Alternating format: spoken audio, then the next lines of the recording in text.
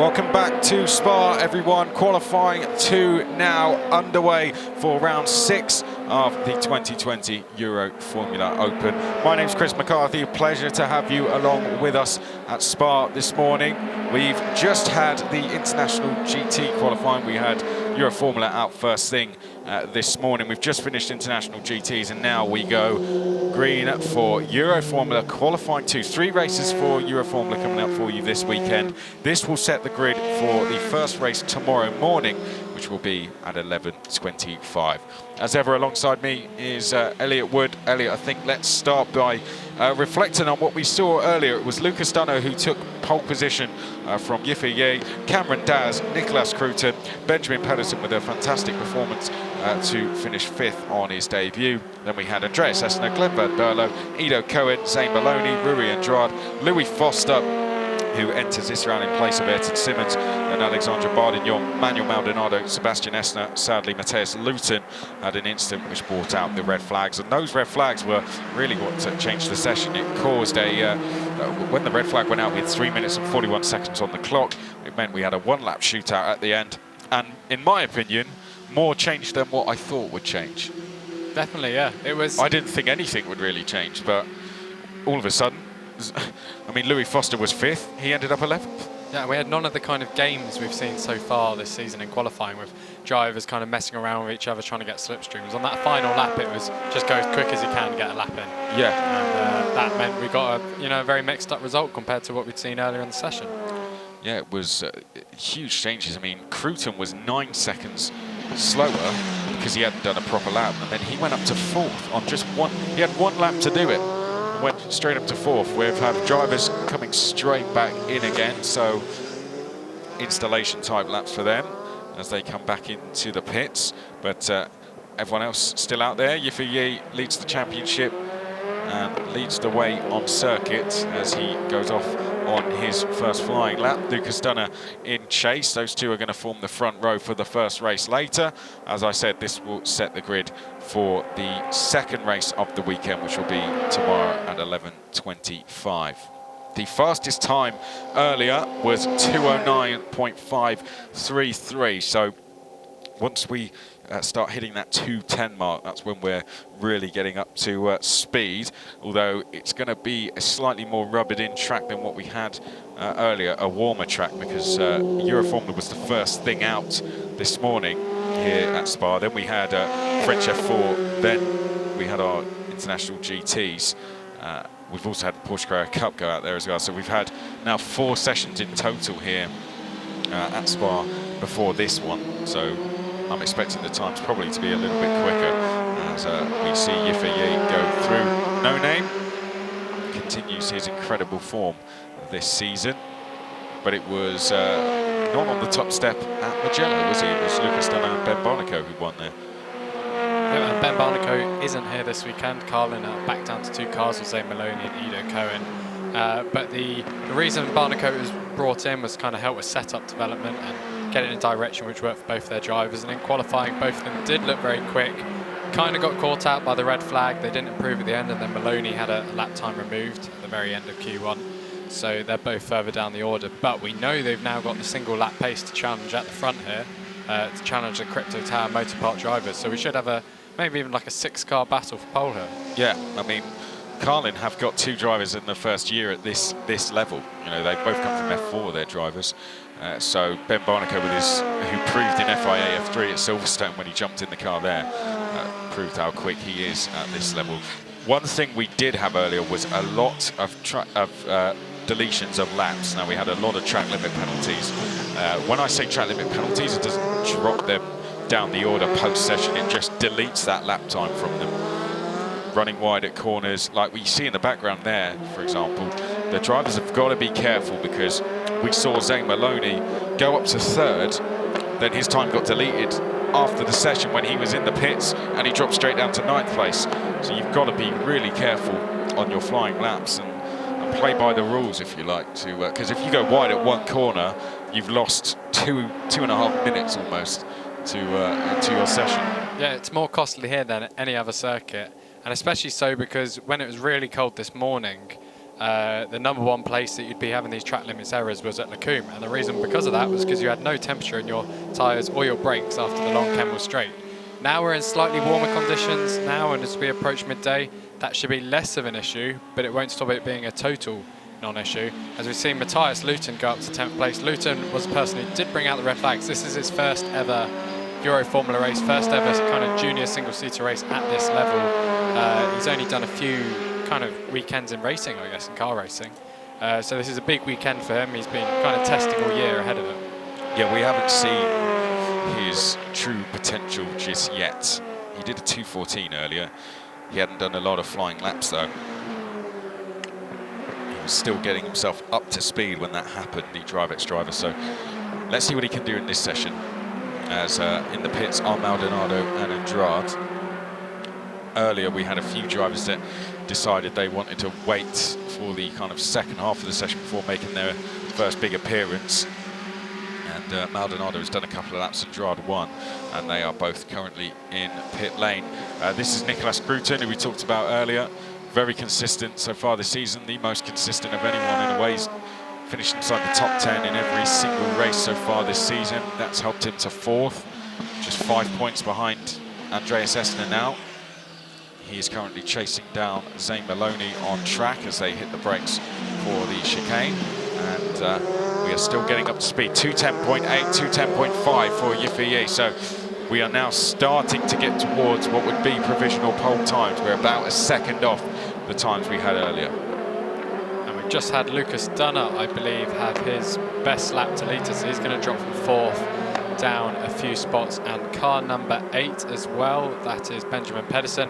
He'd already had his best time deleted. He's gone back up to 7th, and he's going to go back down to last place. Bardignon's had his deleted as well. Yeah, so they haven't taken our advice. Turn 9 is at the exit of Lake Hume. Like you said, it's the right-hander that ends the section of corners, and you've got that curb on the exit, which you can go 4 wheels onto, and that is where they are getting the penalties. But like Elliot said, it's this straight that seems to make that happen, doesn't it? Yeah, essentially they come through turn 7. The car feels kind of fairly stable because you do brake late into the apex, and then as you go through turn 8, you often see the rear end of the car literally just slide outwards. So as they approach turn 9, they're not actually going in the direction they want to, and they just run over the curbs. That time he was okay, Bardignon. He didn't go all 4 wheels over that time. Yeah, we've had more deleted laps from Matthias Luton now as well, and another one for Bardignon. So some of these drivers might not have any laps recorded.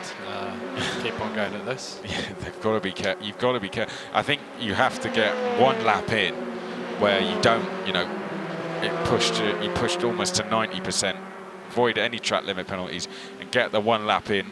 Then you can start taking the risks. Once you're up, if you can get yourself in the top 10 with a decent lap time, there you go. There's another running wide there. That could be a penalty for Cruton. But that is when you can start taking these risks and really pushing through Lake Hume and, almost seeing what happens on the exit. I think drivers have got to try and plan for, not 4 wheels off by maybe just going a little bit slower. Now we've got a yellow flag at turn 10, which is Bruxelles. I hope that's just a yellow flag and a car that's going to get going again. But we have a yellow flag now. Who hasn't come back through? Sebastian Essner hasn't come through the second sector yet, nor has Andreas Essner. So we haven't had Luton come through yet either. So there's a few drivers. It could be Glenn Van Berlo likewise. Now, I think it may be Glenn Van Berlo. Glenn Van Berlo, he hasn't come through, neither has Sebastian Essner. That is Sebastian Essner there. Yeah, and that was Luton letting another car past, or is that? Yeah, that is Luton.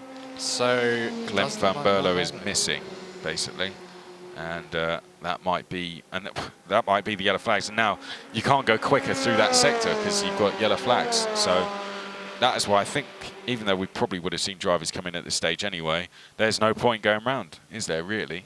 Yeah, and what you want, ideally, is those yellow flags to be at the very end of a sector. For example, at the final corner, because you only have to slow down through that final corner. Yeah. You don't have to worry about the lap time too long after that. Whereas at the very start of the sector, your whole split time is going to be measured against what it's expected during a yellow flag period. Now that's Benjamin Pedersen, yep, who is in the bright orange double R racing car Yes. sponsored by Dirtfish, which is a rally school, even though he's racing in Euroformula this weekekend. Well, while this yellow flag is being seen to, which we assume is going to be Glenn Burlow, he hasn't come through second sector.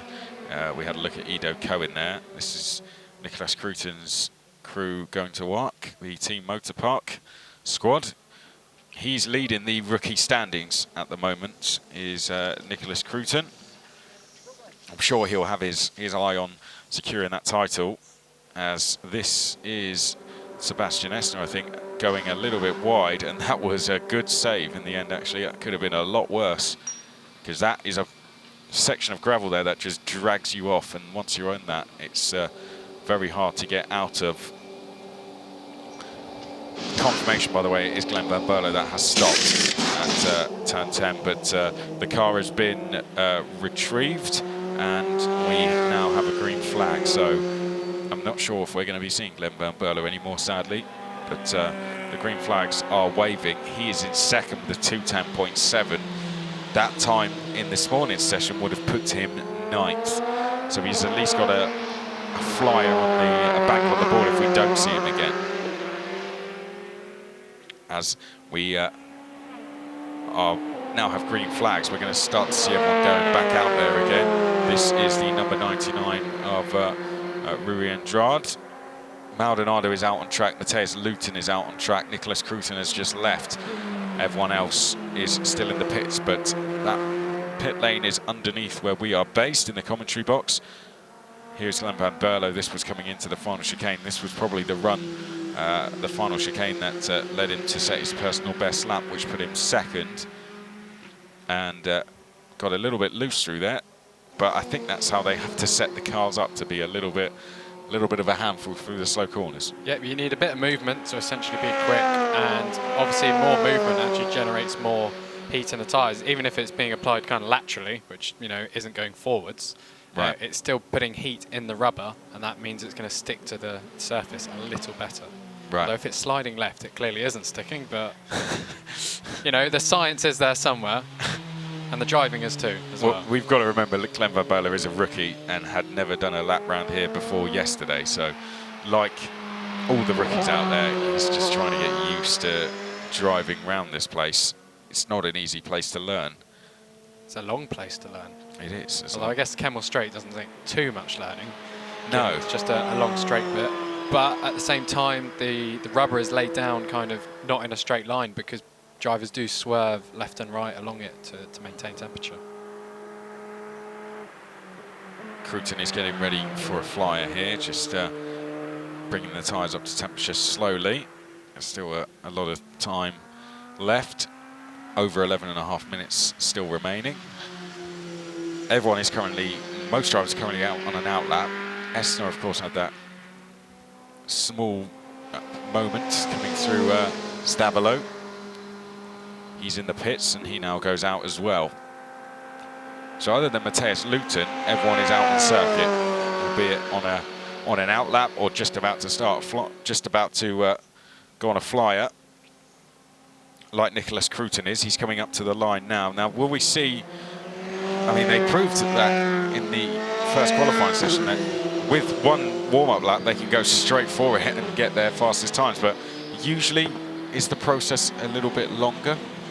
It often is, but remember this circuit is very long, so you do have kind of greater opportunity to heat it up. Right. At the same time, greater opportunity to cool it down. I think it'd be more interesting if there are no disruptions through the final 10 minutes, is how team strategy is going to come into play, because in a lot of qualifying sessions this year, we've seen drivers working together for slipstreams. You've got a very long straight with a very obvious slipstream here down the Kemmel Straight. However, some drivers won't particularly want to be working with other drivers, you know, after previous times where one hasn't helped the other, and we're kind of into the fighting end of the season, especially with the title battles. So it'd be very interesting to see not only if drivers work together with their teammates, but if they can successfully communicate with other drivers to kind of work together, or as we saw at the very start of this session when Zane Maloney was trying to let a car past, where drivers just end up going very slowly and it's a loss for everyone. Here is Zane Maloney making his way up to Blanchimont. So at Monza, he and Cohen working together. Car 99 with a deletion of a lap time, which is Rui Andrade. Jumped up to 6th with his first flying lap as well. Yes, but that is the time that's about to be deleted, sadly. So he will... Down to last place. Yeah, wherever he was before, basically.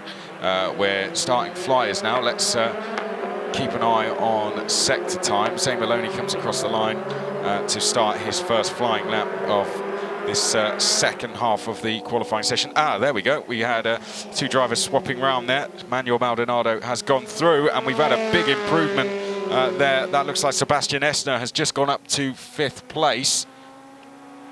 No, sorry. That's Rui Andrade dropping back down. Apologies. That's why everyone went green all of a sudden. But Rui Andrade has dropped down. Sebastian Esner did a 2:26 last time, so that was definitely not an improvement. But Manuel Maldonado is improving. He's done a personal best first sector. Purple through the first sector goes Manuel Maldonado, so he is going very quickly on this lap as he makes his way now down towards turn 13 and 14. Andreas Esner, personal best through the first sector as well. So I think the timing screens are about to light up here.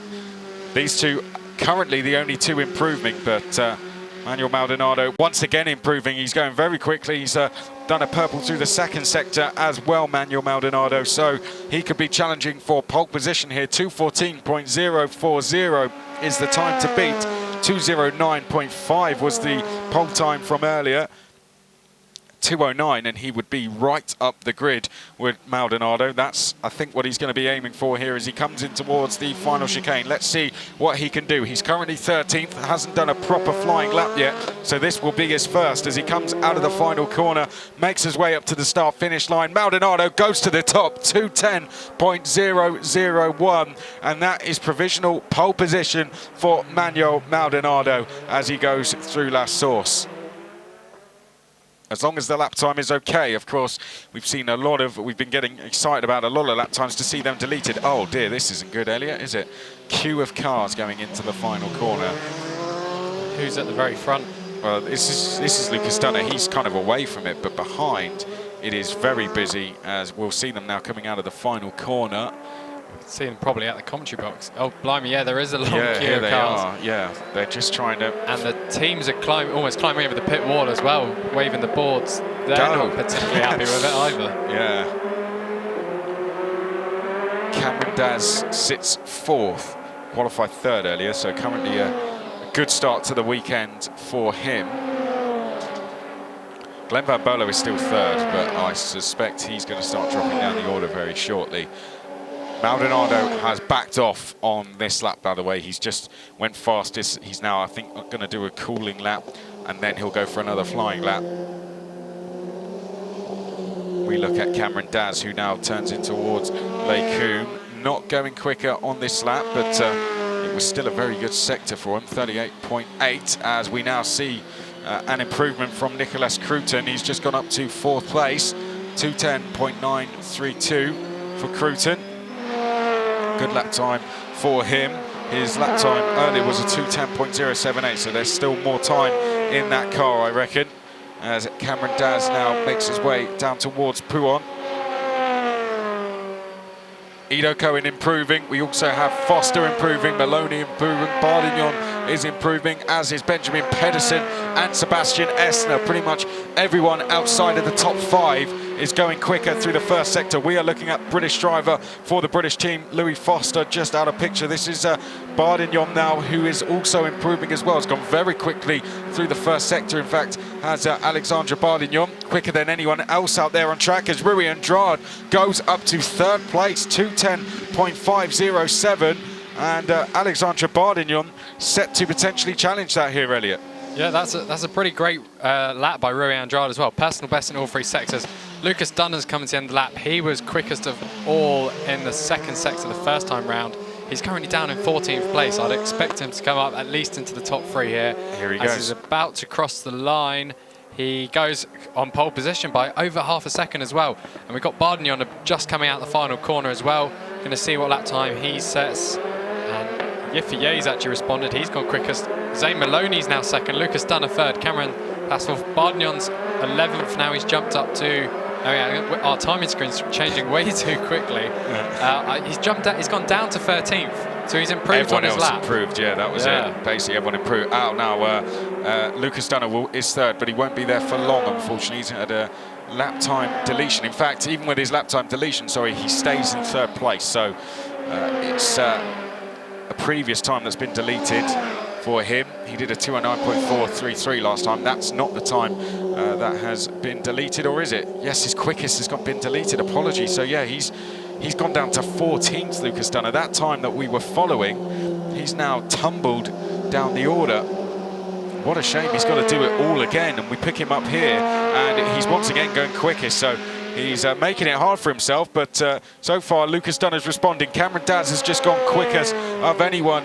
He's in third place. He's gone quickest of anyone through the first sector. Yiffy is improving as well. Everyone inside the top 8 improving on this lap, as is Lucas Dunner, who is currently in 14th place. There's about to be a lot of changes to the times, but we will try and keep up with it for you as best we can, as Lucas Dunner comes through Stavilo now. Personal best through the first sector, quickest of anyone through the second. So Lucas Dunner on to go back up to the top, hopefully with a clean lap this time. His last one was deleted. Let's see if he can put things right this time. Cameron Daz is going very quickly as well. Yiffy is gone personal best through the first 2 sectors as we wait to see them come across the line. Let's see who can improve. Maldonado has come across the line. No improvement for him that time round. He was setting himself up for another flying lap, but here we go then. They're all about to start coming up to the line. Lucas Dunner is going to be the first of them to cross it. Andreas Essner ahead of him goes to 4th. Lucas Dunner goes to pole, 2:08.431. What a time that is. Cameron Daz does a 2:08.8. Yiffy a 2:08.5. So once again, it's Dunner and Yi provisionally who are on the front row. Then we have Daz in 3rd, Maloney is 4th, Essner 5th, Cohen 6th, but now Benjamin Pedersen goes to 6th place. Louis Foster, who we're looking at here, is 8th, Cohen in 7th, Maldonado 9th, Sebastian Essner in 10th place, but he is improving on this lap, as is Rui Andrade. Yeah, that was pretty manic, and there's only 2.5 seconds covering the top 14 cars now, so whatever's been working with these guys running together is now actually producing results. I think we did say yesterday that if they did work together, they'd find at least an extra second kind of collectively out of the car and out the track, and they've proven just that, running in the 2-minute 08s now. Luton had his last time deleted, so he sits at the back. Cruton has gone to 11th with an improvement last time around. 2 minutes left on the clock, so most drivers will be about to start their last lap here. They'll get time for one more, as Lucas Dunner has improved once again through the first sector. We're now over a second quicker than the qualifying session earlier. Louis Foster has just gone quickest of anyone through the first sector. Inside the top 9, we have 7 drivers improving here. Cameron Daz, Sebastian Essner, the only ones not to be improving on this lap so far. Andreas Essner is going to approach the line first, though. He went personal best first sector.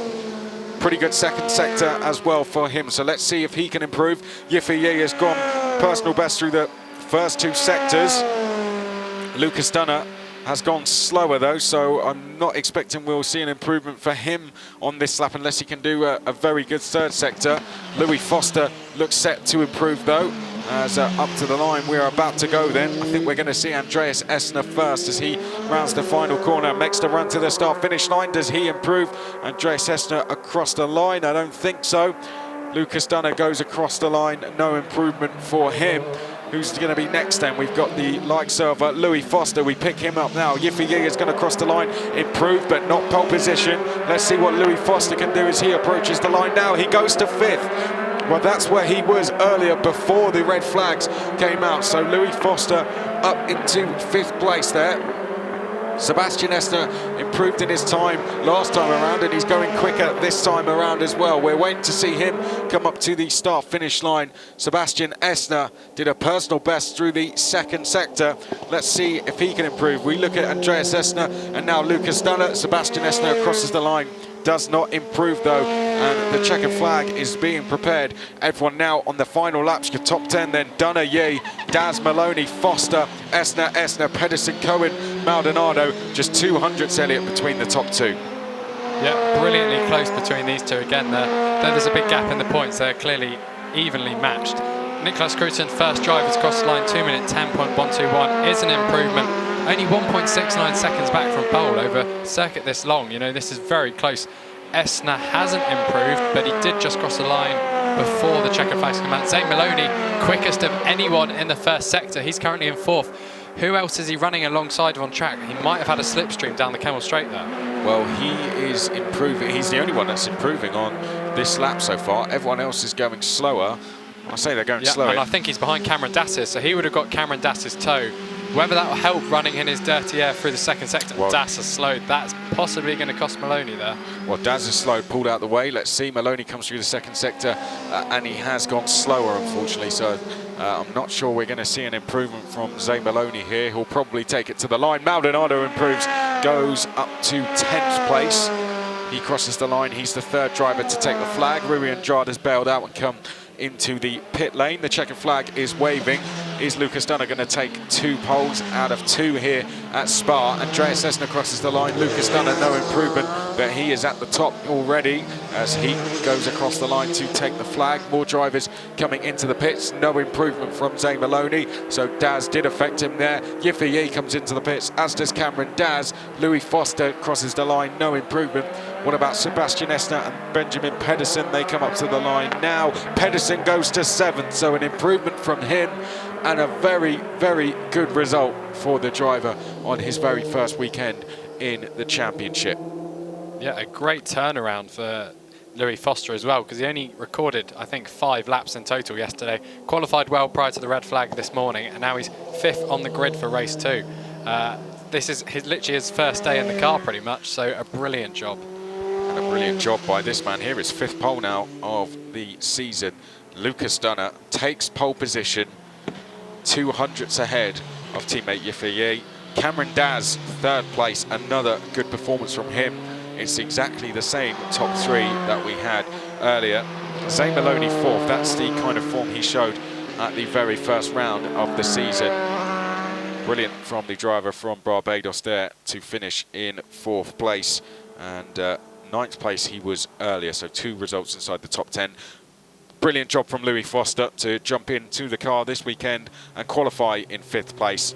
Very good performance from him. Excited to see what he can do this weekend. Sebastian Esner, 2nd of the rookies in 6th. Pedersen, again, brilliant from the Double R driver. Those 2 guys working very well together out there. Pedersen and Foster, 5th and 7th for them. A good day so far for Double R. Andreas Esner, 8th. Ido Cohen, 9th. Manuel Maldonado in 10th place. Nicholas Cruton will be disappointed with 11th, given he was 4th earlier. Rui Andrade, 12th. Alexandre Bardignon, 13th. Glenn Van Berlo didn't make it to the flag, only did 3 laps. So what could have been, I think, for him, he finishes in 14th place. And Matthias Luton rounds out the field in 15th place. Had a lot of time deletion, so did Matthias Luton, but just trying to get himself up to speed here at Spa, having jumped in the car this weekend. But it's that man there, Lucas Dunner, 2 out of 2 for the weekend.